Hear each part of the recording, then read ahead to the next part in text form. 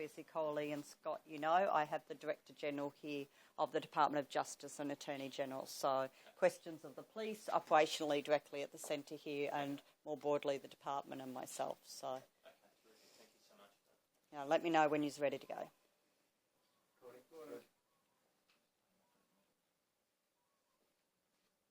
So I'm here at the Cleveland Youth Detention Centre inspecting the site after a very serious incident last evening.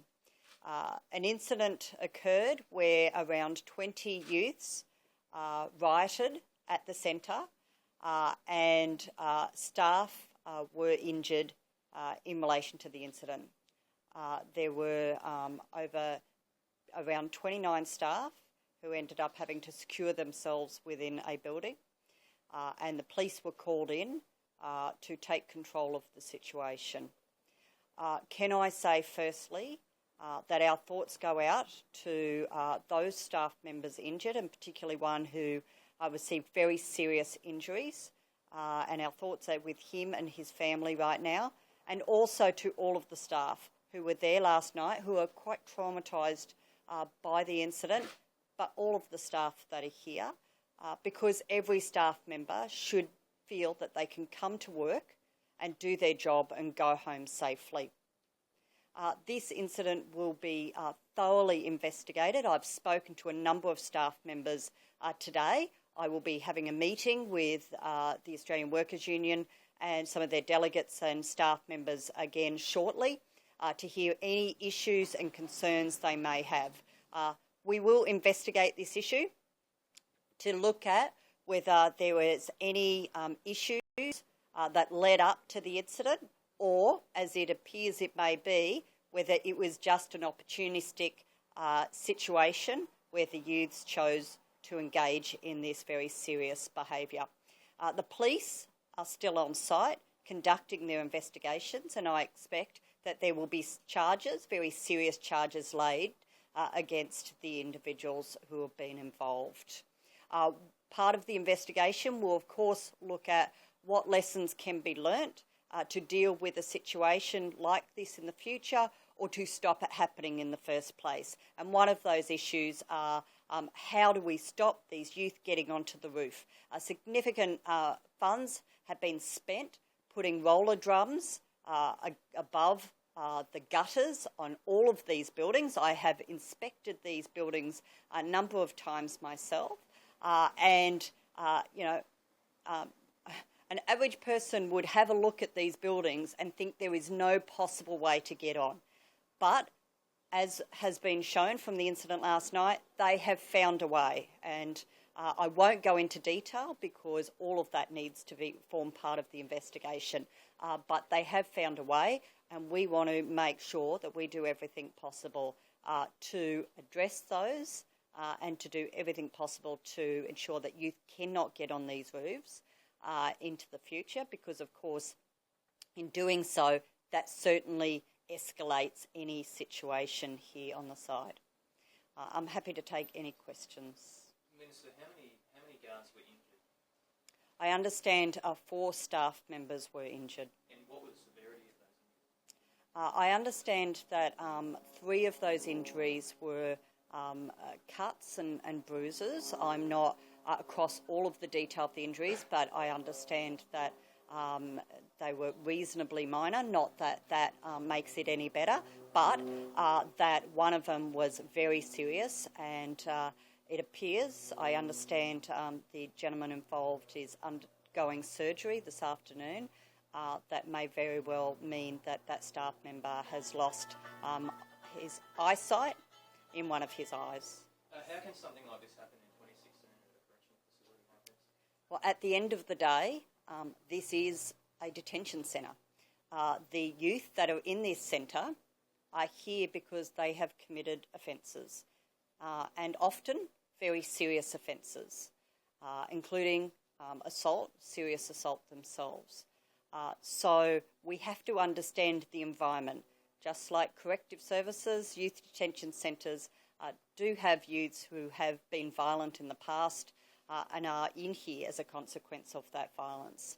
So it is a situation where we have to be mindful every day about staff and staff security, and that must be an absolute priority for us. And I have said every time I've talked about youth justice and reforms in the youth justice space that it is absolutely a priority to ensure that the staff safety is first and foremost. They have to have the confidence to come to work and be safe in doing their jobs. Talking to some of the staff here today, you know, they said themselves, they're here because they enjoy their job. They're here because they want to actually make a difference. But they have to know that they're going to be safe in doing that. Well, what's being done to help them? Because clearly they're not safe. Well, as I said, incidents like this can occur from time to time in our youth detention centre. We need to make sure that the staff are aware of how to react to those incidents. And I will say that the report I've had from the police today is that the staff did an excellent job in the way they dealt with this matter. They were highly professional in the way they went about it and dealt with the situation. But we have to understand this involved 20 youth, and it involved over 60 police officers to come in and take control of the centre. So this isn't an incident where we're talking one or two individuals, it's 20 youth. And so the staff did the right thing in the way that they dealt with this situation, and I want to praise them for the work that they did last night. I can only imagine how traumatic it was for them to be in that building while windows were being smashed and buildings were being smashed. So I want to acknowledge them and thank the police for their tremendous work in taking control of the situation. There is certainly damage to the building. We do have 4 staff members that are injured. No youth have been injured as a consequence of this incident, but it does require a thorough investigation. What value? We will look at all of those issues. As I say, straight after this media conference, I will be meeting with the union and their delegates and the staff and hearing any issues that they have in relation to staffing or any other issues. But let's remember, we are talking about 20 youth and an incident that took over 60 police to get under control. And that being the case, no matter how many staff were on roster last evening, it is the situation that it required those police to come in to assist in the incident. Do we perhaps need a CERT officer based here at the Correctional Centre? Look, I'm not going to preempt the incident and the investigation. We will look at everything to see what lessons can be learnt in relation to this incident to ensure the safety of our staff. We've heard officers have been told not to restrain the detainees here at the centre. Is that true? And if it is, do you think that's contributed to what's happened overnight? The policies and practices here are clearly laid out in the youth justice regulations, and there is the ability for youth to be restrained. There is the ability for youth to be secured on the ground when that is needed. So those powers are there. It requires a certain number of staff to be able to do that, to ensure the safety of the staff themselves and the safety of the youth. So there are practices in place around all of these, but it would be incorrect to say that there is a policy that none of those practices can occur. This certainly isn't the first time that youth have gotten onto the roof here. At which point do we start saying what we are doing isn't working? Well, we can try to proof these buildings as much as we want. I say I'm not going to go into detail because it goes into security issues, but it is extraordinary how these youth have got on to this roof and have helped each other to get up. So, as I say, I've inspected these roofs myself, and there is a significant security in place, and we will look at what other ways that we could potentially put in place to stop these youth getting onto the roofs. I understand they were able to arm themselves with items they found on a construction site here in the centre. How is that even possible? Well, I will await a proper briefing on the actual investigation itself and the incident. All of those things will be investigated to determine whether what they armed themselves with and where they got those items from. I know some, the metal was from the roof, but I will await the investigation to see what they actually were arming themselves with and where they got those items. Is proofing enough here? I mean, do we need to look at officers being allowed to use more force? I mean, right now, there's probably a wife sitting in hospital. Her husband's just lost sight doing his job, as you mentioned. What would you say to her in terms of whether he should have been allowed to use more force? Well, we don't know at this stage whether the practices of the staff in any way contributed to those injuries. What I'm hearing from the police is that the staff acted professionally in the way they went about their job and how they did it. So we need to ensure there is a proper investigation because there are 20 youth involved. So the question of how many staff would be needed if we gave them all the powers to take youth down immediately, how many staff would have been needed anyway to try to do that in a safe way for both the staff and the youth? So we need to respect that there needs to be a proper investigation, and remembering there is a police investigation also going on, and there will be charges laid in relation to this, and we need to make sure that that's done thoroughly. What's your gut feeling? Should they be allowed to use more force? I want to see what all the circumstances are around how the staff responded and whether any lessons can be learnt about those practices before I start saying what should or shouldn't change in relation to those practices. You keep going on about this investigation. Is there a timeline on that? And what's happening in the meantime? What's to stop this happening again tonight, tomorrow night, next week, while this investigation is going on? Well, we will look at all of these issues and, as I say, talk to the staff this afternoon. First and foremost, it is about the staff safety. We'll be looking at whether offering the staff counselling and assistance. There will be some staff who don't want to come back, who may not want to walk back into this centre after what they experienced last night. So it's working through all of these issues. We are securing the site right now. As I say, there is glass broken and so forth. So the youth are in lockdown right now and will remain so until the site is secured and the staff can perform their job safely. What's the dollar value of the damage to the centre? I couldn't estimate that at this stage. But you must know how significant is it. You said it's enough for it to be unsecure. Well, as I say, there's broken glass and windows, so they're being replaced right now as we speak. But I'm not going to try to put a dollar figure. We will know that once all the work is done, but it's being done very quickly.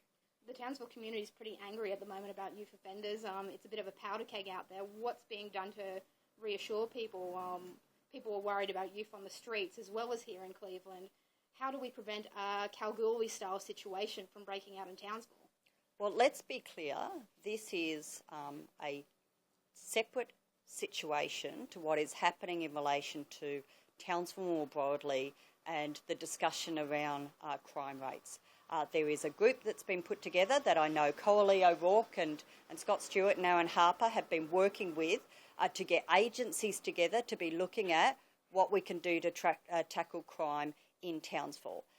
But the 20 youth that were involved in this incident last night, a very small number of those youth actually come from Townsville. This isn't a situation where the youth from Townsville are coming in here and then causing greater concerns. They are two separate incidents and situations and must be seen in that context. With all due respect, I don't think the public sees it that way. They probably see it as if people are on the inside of the correctional centre can't be controlled, how on earth are we supposed to control the crime that's going on outside in the community? Well, the government has already put extra police on the ground here. We have formed this community group that is looking at how we can look at offending, not just youth offending, because let's be clear, the youth only commit a portion of the offences that are being committed in this community. There are many, the proportion is less than the number of adults committing those offences. So we need to be making sure that we're not just targeting youth crime, we are talking crime generally in our community, and that's what this group is focusing on. Peter, can we just have a quick chat to you as well? Most certainly. Just bear with me 1 second. Thank you. I'm not quite acclimated to the climate here. We So. understand. Peter, when your officers arrived here last night, paint a picture for us. What were they confronted with? Most certainly. The very first call that we had was to senior police here at before 7 o'clock. In fact, it was around about 6:43. Police responded very, very quickly. They brought together a range of capability from across a broad range of areas, not only across the district, but in other areas to address the situation. Their primary concern was to ensure the safety of the people of Townsville, to make sure that the perimeter was secure from escape, and that was facilitated, while at the same time their priorities were to the extrication of the people, primarily who were injured, and also to the 29 people in total who were barricaded inside the facility. They had a strategy for that, they did that, and they facilitated the extraction of the 29 people, and importantly, their strategy then moved to making sure that the outer perimeter was protected, to bring all of the 20 inmates here with the facility into a proper correctional holding. How would you describe the behaviour of those inmates? Might just get you to voluntary. How would you describe the behaviour of those inmates? Their behaviour was completely abhorrent and disgusting. And any sensible thinking person should be affronted by the behaviour. And let me say to you that, and I mean it most sincerely, and we've said as much at a previous press conference this morning, but the behaviour, the professionalism and the bravery of the staff here at this facility was exemplary, and I need to make comment about that. Importantly also, I'd like to also comment on the professionalism of the police officers that responded, some 63 officers, and that's not to also downplay the very significant forensic investigation that's occurring and will occur over the coming days and weeks. What weapons did they have? It's my understanding that in a briefing to me that the 20 or so inmates that were riding were armed with a range of tools, including timber, pieces of metal, that they had ultimately torn from various buildings and other infrastructure in the site, some of which was taken from the most obscure locations of this site that, as the Attorney-General rightly points out, you would not believe would have been possible for an individual to have accessed. Now, use of this nature, and we've heard about some of their past, have got metal rods and planks of wood. I'm assuming they just don't put them down and walk away. How did you go about trying to get them back where they needed to be? No, this was a particularly violent scene, and those that were rioting definitely showed their inability to heed any direction. Over a period of time, and using appropriate police negotiators to ultimately negotiate, and by using other technical elements of the organisation, we were able to marshal and corral these particular rioters over a period of time to disarm them and to ultimately take them into secure custody so that we could relinquish the site and the 20 or so rioters. So no tasers or anything like that? No, there was no devices used such as that. From the reports of their demands, it sounds like they might have seen it all as a bit of a joke. KFC, marijuana, things that they probably couldn't actually expect. What was the attitude like of these youths up on the roof? Their attitude was one of they were violent, they were belligerent, and certainly from our perspective, they were not heeding direction. These were people who were ultimately hell-bent on staying there for at least a reasonable period of time. From our position, we were going to, as long as it took, negotiate their safe repatriation back to the ground and ultimately back into custody. From the workers' perspective, we might hear if everyone else is happy with Peter. Very happy with that. Thank you. Yeah. We'll just get you, when you step up to the microphone, please step forward. Yeah, sure. And just square around for us, and just your full name and title for us as well, please. Yeah, so I don't have a hanky to wipe my forehead with. So apologies for perhaps dripping on your microphone. Yeah, Peter Owens. I'm the Executive Director here at the Cleveland Youth Detention Centre. Peter, how are the staff doing? I have some staff that are quite distressed by this incident. I have some staff that are very keen to get back into the workplace. And at the moment, the centre's in lockdown, and we're ensuring the safety of the centre by clearing up some of the debris and the mess, and also engaging the builders to come back in. But we're also working with the staff. We'll be holding some debriefing sessions with those on Monday to talk to them about some of the effects. Do you think some of those staff won't come back to work? There is some risk.